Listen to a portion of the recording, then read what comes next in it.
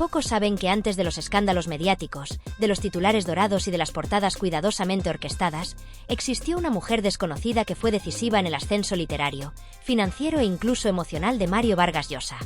Una figura sin nombre que se mantuvo siempre un paso detrás, sin reclamar reconocimiento, sin figurar en entrevistas ni editoriales, pero cuya presencia fue determinante para evitar que el castillo de cartas colapsara. Antes que Isabel Preisler, antes que la célebre tía Julia, e incluso antes que Patricia Llosa, hubo alguien más. Y para entenderla, no basta con leer una biografía ni revisar las hemerotecas. Hay que reconstruir una vida desde los márgenes, desde lo no dicho. Nos encontramos en Lima, mediados de los años 60. La ciudad aún conserva un aire colonial, con calles adoquinadas, balcones de madera que cuelgan sobre veredas estrechas y un cielo encapotado por el verano. En una iglesia del centro, la ceremonia avanza entre murmullos piadosos y el sonido tenue de instrumentos de cuerda. Mario, un joven autor que acaba de irrumpir con fuerza en el panorama literario hispanoamericano gracias a La ciudad y los perros, camina decidido hacia el altar. Tiene 29 años, una energía eléctrica en la mirada y una seguridad apenas disimulada en su paso. A su lado, Patricia, su prima, acaba de cumplir 20. Su expresión es serena, sus movimientos delicados, y su presencia promete ser mucho más que decorativa. Será la madre de sus hijos, la compañera que atravesará con él glorias, derrotas y decepciones. Todo parece armónico, de cuento. Pero la realidad, como siempre, ofrece planos paralelos. En un rincón del salón de recepción, entre el ruido de copas y saludos cruzados, se perciben dos figuras que no estaban en el guión oficial de la boda. Una de ellas es fácil de identificar. Julia Urquidi, la exesposa, la mujer que inspiraría una de sus novelas más famosas, llega sola, con vestido azul sobrio, copa de whisky en mano y una expresión serena que intenta ocultar el peso de las miradas ajenas. La otra, en cambio, es un enigma. De baja estatura, moño tenso, traje gris perla y una libreta apretada contra el pecho, no saluda, no posa, no se esfuerza por hacerse notar.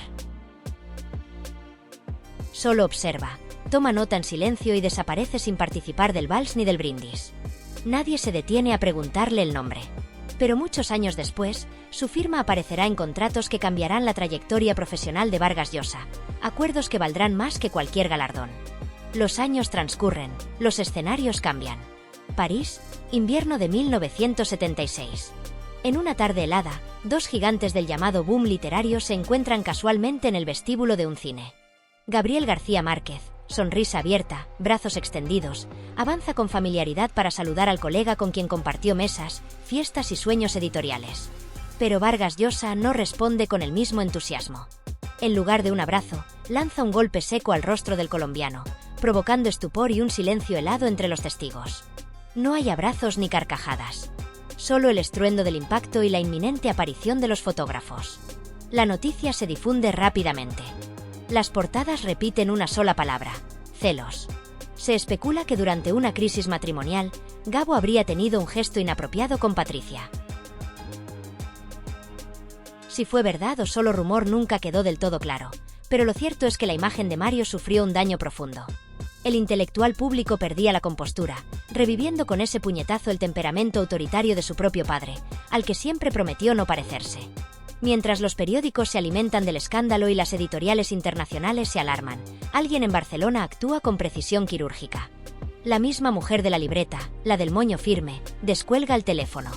Habla con agentes y editores en francés, alemán e italiano. Su voz, grave y pausada, ofrece garantías. El manuscrito llegará a tiempo. Yo me hago responsable. Gracias a ella, se salvan preventas, traducciones y contratos que estaban en juego. Mientras tanto, en casa, Patricia aplica hielo sobre el rostro encendido de su marido y le susurra, no sin amargura: te estás convirtiendo en el hombre que más temías. El golpe, destinado a García Márquez, no solo impactó su rostro. Alcanzó también el prestigio de Mario, su cuenta bancaria y su credibilidad. Y fue la mano silenciosa de esa mujer desconocida la que evitó que el desastre fuera total. Los años siguieron su curso, y con ellos llegaron nuevos desafíos. En 1990, Perú se desangraba entre la violencia del terrorismo, una inflación galopante y una crisis social generalizada. Vargas Llosa, convencido de que su palabra podía reformar la nación, decide presentarse como candidato a la presidencia. Patricia, que conoce los riesgos de la exposición política, le ruega que no lo haga. Intuye que esa aventura puede arruinarlo, La política mancha, los votantes no entienden a los intelectuales, y la escritura, su verdadera vocación, quedará atrás. Pero Mario no escucha. Y mientras él se lanza a la arena política, su protectora invisible vuelve a intervenir. Desde su oficina, envía un breve mensaje. Presidente hoy. Escritor mediocre mañana. Nadie le hace caso. La campaña absorbe recursos, tiempo y esfuerzo. Al final, Vargas Llosa es derrotado por Alberto Fujimori, un ingeniero casi desconocido que encarna un discurso más cercano al pueblo. La humillación es pública, dolorosa y difícil de procesar. Tras el desastre, las mujeres de su vida vuelven a recomponerlo. Patricia recoge los restos del proyecto político en la cocina de casa. Le recuerda que su lugar está frente a una máquina de escribir, no en una tarima de campaña. Mientras Mario aparecía en portadas, ofrecía discursos o escribía contra el reloj, la mujer del moño se mantenía siempre en segundo plano. Era fácil no verla. Siempre vestida con sobriedad, con un peinado impecable y una libreta de tapas negras bajo el brazo. Pero lo que nadie percibía, o quizás preferían ignorar, era que era ella quien hacía posible que todo siguiera funcionando. Cuando los compromisos internacionales se acumulaban y el calendario se volvía una trampa, era ella quien llamaba a los aeropuertos para cambiar vuelos, negociaba nuevas fechas con las editoriales, reorganizaba presentaciones, cerraba acuerdos que él, por orgullo o por despiste, estaba a punto de perder. Cuando las cuentas daban señales de agotamiento tras campañas, libros fallidos o excesos, ella encontraba nuevas vías, renegociaba anticipos, convencía a agentes literarios con una mezcla de firmeza y encanto silencioso. Cuando el ruido externo se volvía insoportable, ya fueran críticas políticas, escándalos personales o simples caídas anímicas, era su temple el que sostenía la estructura. Nunca se la vio en las fotos de entregas de premios ni en los banquetes literarios. Nunca ocupó un lugar visible en las dedicatorias, aunque había páginas que no habrían existido sin sus gestiones, sin su protección silenciosa. Nunca buscó protagonismo. Pero fue ella quien se aseguró de que las traducciones se publicaran a tiempo en Alemania, de que las ediciones francesas llevaran las cubiertas correctas, de que el flujo de regalías llegara incluso en los años más turbulentos. Mantenía la maquinaria en marcha mientras el escritor, como tantos genios, oscilaba entre la inspiración brillante y el caos personal. Si Vargas Llosa fue un autor prolífico, mundialmente leído, constante a pesar de las tormentas, fue en parte porque alguien, sin pedir nada a cambio, se ocupaba de lo que él no podía o no quería ver. Pasaron los años, las décadas, y cuando parecía que ya no habría giros inesperados, la realidad volvió a demostrar que siempre hay un acto final que puede redefinir todo lo anterior. Era 2015. En Madrid, las cámaras estallaron de flashes al captar a Mario caminando del brazo de Isabel Preisler. El Nobel, que había construido su imagen sobre el rigor intelectual, la crítica cultural y la distancia frente al circo mediático, ahora aparecía sonriente en portadas de revistas del corazón, luciendo trajes impecables, posando en salones con cortinas de terciopelo y mesas vestidas para la ocasión. La noticia cruzó océanos. La pareja se convirtió en tendencia global. Era el escritor de conversación en la catedral, el crítico de la civilización del espectáculo, el mismo que había despotricado contra el sensacionalismo, quien ahora protagonizaba una historia digna de portada en Hola. Nada fue casual. Cada toma había sido cuidadosamente preparada. Las luces medidas. Las declaraciones redactadas de antemano. Los titulares, acordados con precisión quirúrgica. Era un guión nuevo. El escritor como galán maduro. El intelectual convertido en figura de sociedad. Un cambio de narrativa que dejaba atrás décadas de otro tipo de respeto, otro tipo de presencia. Pero mientras esa imagen se instalaba en el imaginario colectivo, a miles de kilómetros, en Nueva York, Patricia, su esposa durante casi 5 décadas, se enteraba de todo por la prensa. No hubo aviso previo, ni explicaciones largas. Solo una portada. Solo un zarpazo frío. El matrimonio se quebraba en silencio, sin escándalos públicos, pero con una herida profunda. Los hijos, sorprendidos, se alejaban. El círculo íntimo quedaba desorientado. La prensa lo celebraba como un nuevo amor. Pero dentro del hogar que quedaba atrás, todo se derrumbaba. Y fue entonces, una vez más, cuando ella apareció. En un despacho discreto de Barcelona, donde los papeles no se amontonan sino que se ordenan por prioridades, la mujer del moño cerró su libreta con un gesto firme. Tomó el teléfono, encendió su lámpara de escritorio y comenzó de nuevo. Tocaba revisar los contratos vigentes.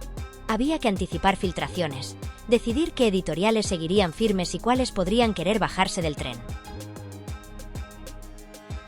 Era momento de evaluar qué había en juego: la reputación, el legado literario, la credibilidad de un nombre que había cruzado la línea de la alta cultura hacia el territorio del entretenimiento. Y aunque el ruido era fuerte, ella sabía algo que muchos ignoraban: si se actuaba con rapidez, con precisión, se podía minimizar el daño. Se podía transformar la narrativa. Se podía proteger lo esencial. Porque esa mujer, de la que no se sabe el nombre, que no aparece en los documentales ni es invitada a las galas, fue durante años mucho más que una asistente o una gestora. Fue el ancla. El amortiguador entre la brillantez y el desastre. El filtro entre la euforia y la caída. La que sostenía los contratos cuando nadie más quería asumir riesgos. La que hablaba con editores con serenidad incluso cuando el escándalo era mundial. La que tenía listas las cifras, las fechas, los nombres, cuando todo lo demás era confusión y emoción. Su trabajo fue proteger un legado que a veces ni el propio autor parecía dispuesto a cuidar. Su rol fue preservar la obra, incluso cuando el hombre detrás de ella se dejaba arrastrar por contradicciones públicas, elecciones cuestionables o simples errores humanos. Nunca pidió crédito. Nunca apareció en los márgenes. Pero su huella está en cada etapa importante. En cada reimpresión o reedición. En cada contrato que sobrevivió al caos. En cada decisión que evitó que el genio se volviera caricatura. Quizás nunca sepamos su historia completa. Quizás nadie escriba sobre ella. Pero si hoy, cuando abrimos una novela de Vargas Llosa en cualquier idioma, sentimos que la obra está intacta, es porque hubo alguien que, desde las sombras, se ocupó de sostener lo esencial cuando el resto se venía abajo. En cuanto el avión tocó tierra en Lima, algo invisible se activó en la vieja casa familiar del distrito de San Isidro. Era como si las paredes, testigos mudos de tantos inviernos, despertaran de un letargo largo y gris. La humedad, cuidadosamente medida por las persianas a medio abrir, se mezclaba con el aroma a café pasado, ese que nunca falta en las casas peruanas, y con el murmullo lejano del tránsito sobre la avenida Arequipa. Patricia ya lo tenía todo calculado. Ordenó colocar la cama médica en el despacho, el único rincón donde Mario respiraba con algo de soltura. Allí, rodeado de estanterías que aún conservaban el perfume del cuero viejo y del papel amarillento, él se sentía, al menos por momentos, un escritor todavía.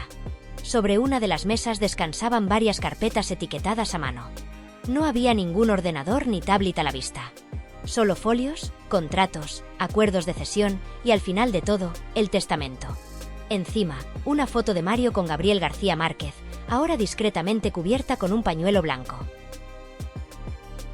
Era mejor no provocar más tensiones con el pasado.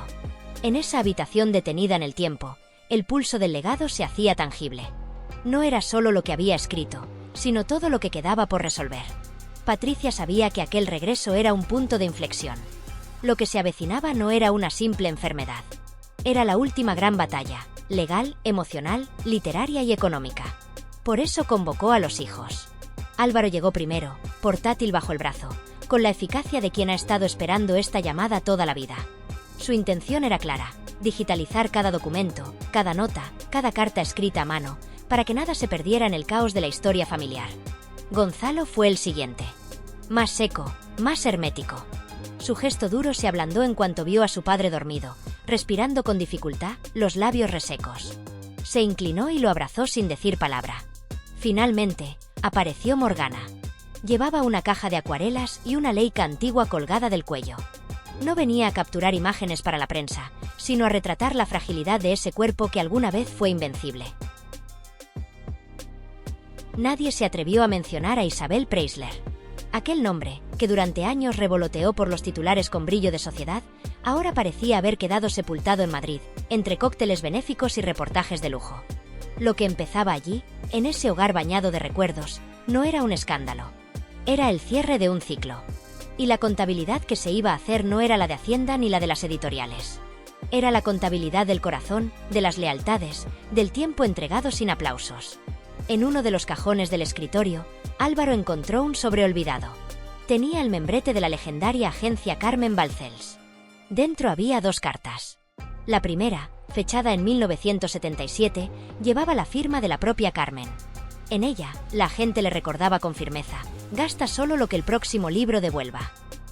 La otra era un borrador, sin fecha, escrito con una tinta azul que el tiempo no había borrado del todo. Querida Carmen, decía, temo haberte fallado. Nadie sabe si alguna vez fue enviada. Morgana, sin decir nada, escaneó ambas y las archivó bajo una carpeta que rotuló simplemente intimidades. La etapa Preisler había sido luminosa, sí, pero también letal para la economía familiar. Fue el carnaval donde todo brillaba en la superficie, pero por debajo habría grietas imposibles de cerrar. El precio de ese espejismo se pagó con silencio, con deuda y con el mayor distanciamiento familiar desde los años de la candidatura presidencial. Pero también dejó claro algo irrefutable, que ni el ego más grandioso puede sobrevivir sin las manos firmes de quienes lo sostienen en las sombras. En este caso, dos mujeres, la esposa y la agente. Patricia había conservado, durante todos esos años, la cláusula de supervivencia que Carmen Balcells incluyó en el contrato original con Alfaguara. Por eso, cuando la editorial decidió adelantar regalías por una edición conmemorativa de la fiesta del chivo, el cheque llegó a su nombre. Era un respiro económico, pero también un símbolo. En ausencia de la agente, la esposa había asumido el timón del naufragio. Con precisión quirúrgica, comenzó a revisar cada movimiento. Esto se liquida, esto se renegocia, esto se guarda. Mientras tanto, Gonzalo revisaba extractos bancarios. Álvaro llamaba a un notario de confianza para revisar y actualizar el testamento. Morgana, con paciencia, ordenaba correspondencia antigua. Algunas cartas mostraban la letra encogida de Mario, como si la culpa le hubiese achicado la mano. En una, dirigida a Carmen, decía: «Si alguna vez falto, deja todo en manos de Patricia. Ella sabrá qué hacer». Otra, escrita en tinta roja y con trazos más impulsivos, parecía una confesión de madrugada. «Perdóname, amor. El circo no era para mí. He vuelto a casa». En medio de todo, Patricia llevaba una libreta improvisada, gastos de guerra, como los llamaba. Enfermeros, medicamentos importados, fisioterapia, comida blanda. El dinero se iba como agua entre los dedos, pero había un bien que no podía tasarse: la biblioteca. Miles de libros, algunos dedicados por autores ya desaparecidos, otros con anotaciones al margen que revelaban pensamientos en bruto. Entre las estanterías desbordadas de libros subrayados, los hijos de Mario hallaban fragmentos de un pasado que no se había ido del todo. Recortes de periódicos amarillentos asomaban como marcapáginas improvisados entre las páginas de primeras ediciones. En su mayoría, entrevistas antiguas, columnas de opinión o críticas literarias cuidadosamente conservadas. Algunas estaban dobladas por la mitad, otras apenas sostenidas por un clip oxidado. Había fotografías también, de esas que se revelaban aún en papel, con los bordes comidos por el tiempo. En ellas aparecían escenas domésticas: Mario escribiendo junto a una lámpara, Mario sonriendo con alguno de sus hijos en brazos, Mario leyendo en una hamaca en Punta Cana, con el mar de fondo y un libro siempre en la mano.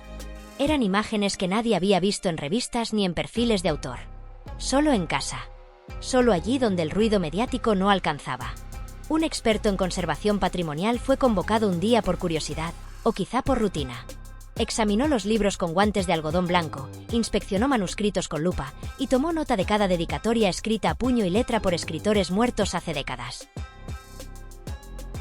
Calculó el valor potencial del conjunto, estimando que aquella biblioteca personal, con sus anotaciones al margen, cartas escondidas entre las hojas y la firma de autores ya míticos, podía superar con holgura el valor de una colección de arte moderno. Ofreció una cifra abrumadora.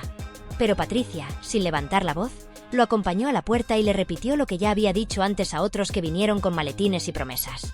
«Gracias por venir, pero esto no está en venta. Esto no es mercancía. Esto es su alma».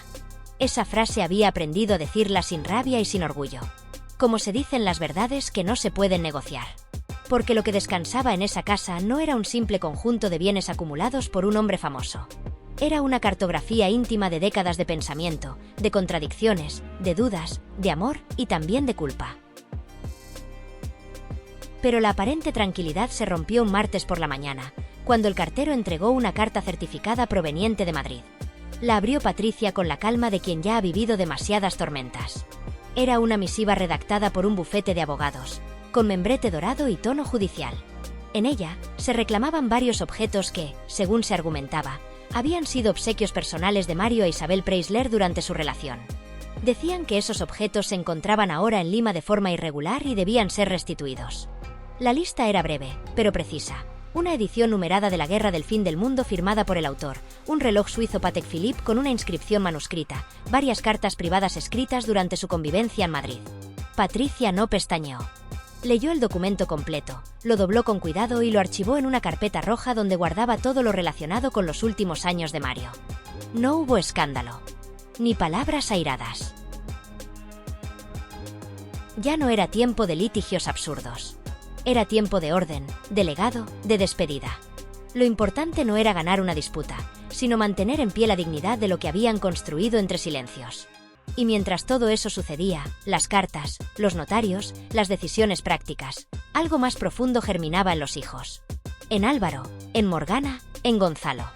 Lo entendieron sin necesidad de decirlo en voz alta. Lo que quedaba entre las paredes de esa casa no era una simple herencia.